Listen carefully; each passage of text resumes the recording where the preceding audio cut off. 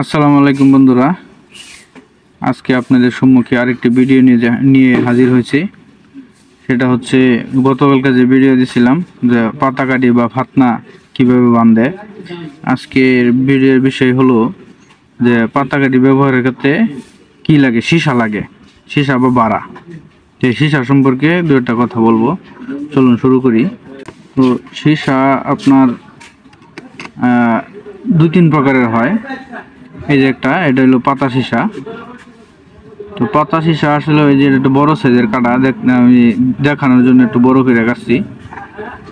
তো এই সীসাটা আসলেও পুরাটা লাগে না, একটা পাতা কাটির আপনার পরিমাণ মতো দেউন লাগবো।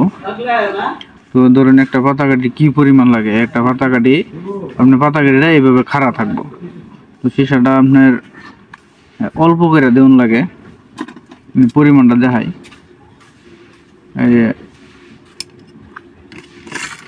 হয়তো আপনার এই যে এতটুকু পরিমাণ লাগতে পারে। তো এটা আপনি কি করবেন, বাড়ি দিবেন, হাতুড়ি দিয়ে বাড়ি দিলে একটু চ্যাপটা হবে, হওয়ার পরে আপনার লাগাইতে সুবিধা। তো এই একটা সীসা দেখাইলাম, এটা হলো পাতা সীসা। আর একটা আছে গোল সীসা, বানানো সীসা।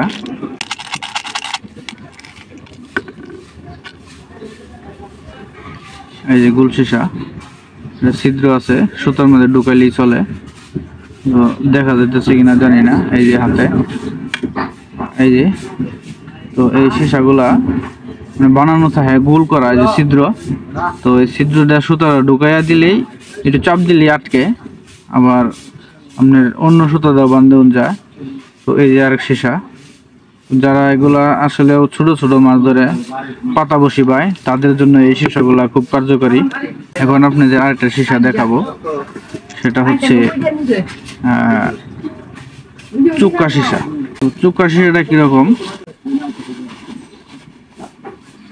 চুক্কা সীসা হচ্ছে আপনার এই যে এই সীসাগুলা তো বিভিন্ন সাইজের হয়, বড় ছোট হয়। এটা মাঝারি সাইজ, এটাও মাঝারি সাইজে একটু ছোট, আরো ছোট আছে, আরো বড় আছে।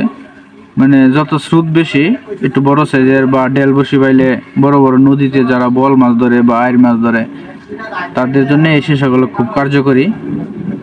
তো যারা আমার ভিডিওটা দেখছেন, অবশ্যই লাইক কমেন্ট করে আপনার মতামত পেশ করবেন, জানাবেন কেমন হয়েছে ভিডিও। কমেন্ট করলে আসলে ভালো লাগে, কমেন্টগুলো দেখলে খুব ভালো লাগে, মানে উৎসাহ বাড়ে আরও কাজ করার জন্যে। ধন্যবাদ সকলকেই, আসসালামু আলাইকুম।